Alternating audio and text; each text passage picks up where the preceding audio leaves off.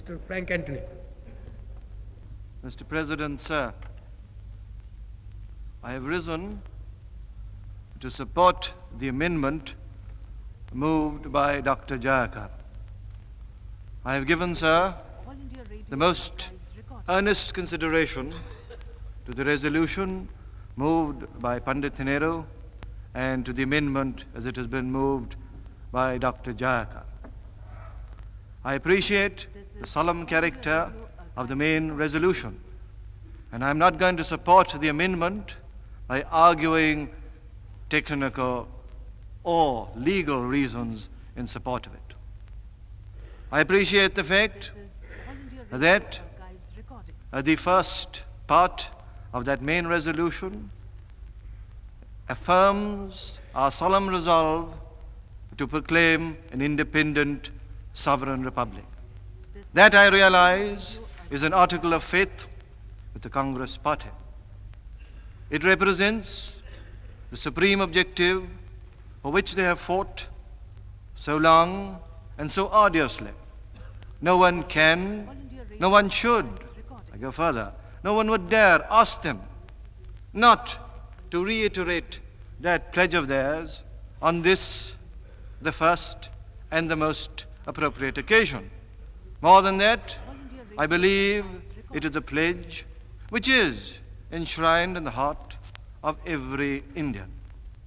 I also appreciate the fact, sir, that constitutional precedent shows that assemblies such as ours have, at the very first opportunity, declared their main and their fundamental objective. And ours is to proclaim a sovereign, independent republic. Pandit Nehru has asked us, quite rightly, not to read into this word republic any unnecessary bogies. It is only meant to indicate a constitution in contradistinction to a monarchical form of government. At the same time, he has emphasized that it does not preclude units, autonomous units, from joining this republic and retaining for themselves a monarchical form of government. The reasons why I have supported Dr. Jayakar's amendment are that I believe that they have fulfilled essentially both these needs.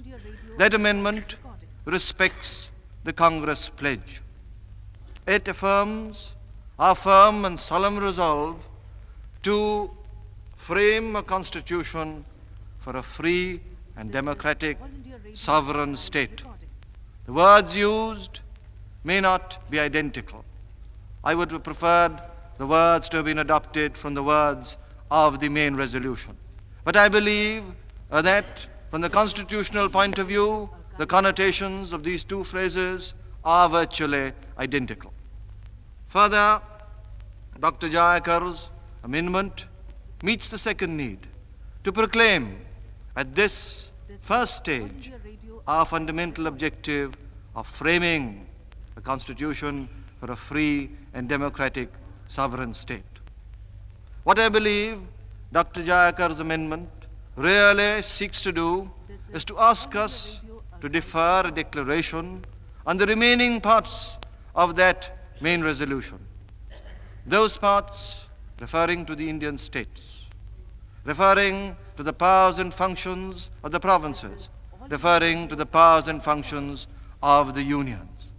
That, I believe, is the intention of this amendment, to ask us to defer a declaration, however just it may be, a declaration which may expose us to the charge, however baseless, that we are prejudging matters of detail which have to be traversed in this assembly and on which decisions should be made after they have been fully canvassed and discussed in this assembly.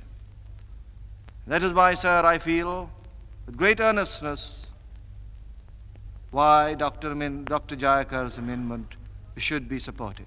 It does respect the Congress pledge. It does, I believe, proclaim at this first stage our fundamental objective to frame a constitution for a free and democratic state. What it, on the other hand, asks us not to do is to make a declaration which will expose us to the charge, as I have said, however baseless it may be, that we are prejudging certain matters of detail.